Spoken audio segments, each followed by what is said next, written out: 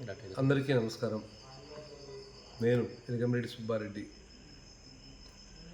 రాష్ట్రంలో జరిగే జెడ్పీటీసీ ఎన్నికల్లో ఒంటిమిట్ట జెడ్పీటీసీ ఎన్నికకు వైఎస్ఆర్ కాంగ్రెస్ పార్టీ తరఫున నేను నిలబడడం జరిగింది. రేపు ఉదయం ఎలక్షన్ ఉంది. ఈరోజు 2-3 రోజుల నుంచి ఎవరైతే మా నాయకులకు మేమైతే ప్రతి గ్రామంలో గట్టిగా వైఎస్ఆర్ కాంగ్రెస్ పార్టీ తరఫున ఉన్న నాయకులను విపరీతమైన బెదిరింపులు మినిస్టర్లు పిఏలు ఫోన్లు చేసి విపరీతమైన బెదిరించారు. వాటి ఎవ్వటికీ లొక్కకుండా మేము ఎలక్షన్కు సిద్ధమైనాం. కానీ ఈరోజు సాయంత్రం 6 గంటల నుండి పోలీసు వారు ప్రతి ఇంటికి వెళ్ళి ఎవరైతే మా నాయకులు ఉన్నారో, మా పార్టీ నాయకులు ఏజెంట్లుగా కూర్చుంటారో, ధైర్యంగా ఎలక్షన్ ఎదుర్కొంటారనే నాయకులు అందరూ ఇళ్ళ కాడికి వెళ్ళి భయభ్రాంతులు చేశారు. నా ఇంటి పైన కూడా దగ్గర 150 మంది పోలీసు వారు వచ్చి ఒక్కసారి ఇంటిపైన పడి ఉన్న మనుషులందరూ సెల్ ఫోన్లు లాక్కొని అంత భయంకరంగా ఈరోజు పోలీసు వారు ప్రవర్తిస్తున్నారు. గౌరవ ఎస్పీ గారికి ఒకటే విన్నపం. గతంలో చాలా ఎలక్షన్లు మేము చూసాం. ఒంటిమిట్ట మండలం అనేది వైఎస్ఆర్ కాంగ్రెస్ పార్టీకి అడ్డా. కానీ ఈరోజు కూడా అన్ని సర్వేలు కానీ అంతా ప్రజాబలం కానీ మా పైన ఉంది. మీరు ఈ విధంగా ఎలక్షన్ నడిపే కాడికి నామినేట్ చేసుకుంటే ఎవరు అడిగేవారు కూడా కాదు.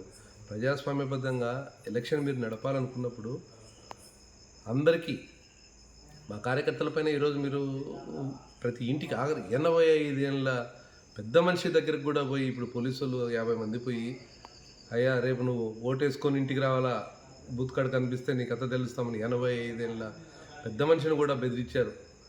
ఎవరైతే మాకు 30 బూతులు సంబంధించిన 60 మంది ఏజెంట్లు ఉన్నారో అందరినీ ఆల్మోస్ట్ అందరి ఇళ్ళకాడికి ఒక్కొక్క ఇళ్ళకాడికి 50 మంది పోలీసు వాళ్ళు పోతే ఇది ప్రజాస్వామ్యమా? దీన్ని ప్రజాస్వామ్యం అంటారా? ఒకసారి మీరు ఆలోచించండి. ఎలక్షన్లు మీరు కావాలంటే జెడ్పీటీసీ ఎన్నిక నామినేట్ చేసుకోండి. ఎవరేం బాధపడ్డంలే. మీరు ప్రజాస్వామ్యబద్ధంగా ఎన్నికలు నిలబడినప్పుడు ప్రజాస్వామ్యబద్ధంగా గెలుచుకోండి. ప్రజాస్వామ్యబద్ధంగా మీరు కానీ రేపు ఎలక్షన్ నడపకపోతే అధికార పార్టీ వాళ్ళు 3 రోజుల నుంచి ముందు కార్యకర్తలు భయపెట్టారు, మంత్రులు. తర్వాత నిన్నటి నుంచి వాళ్ళు ఏంటంటే మేము చేసేది ఏముంది, పోలీసు వారే చేస్తారు అని ఆ నెపం మీ పైన నెడుతున్నారు. మాకు పోలీసు వారంటే చాలా గౌరవం ఉంది. మీరు కానీ పెద్దలు ఎస్పీ గారు రేపు కానీ మా మండలంలో ఎక్కడైనా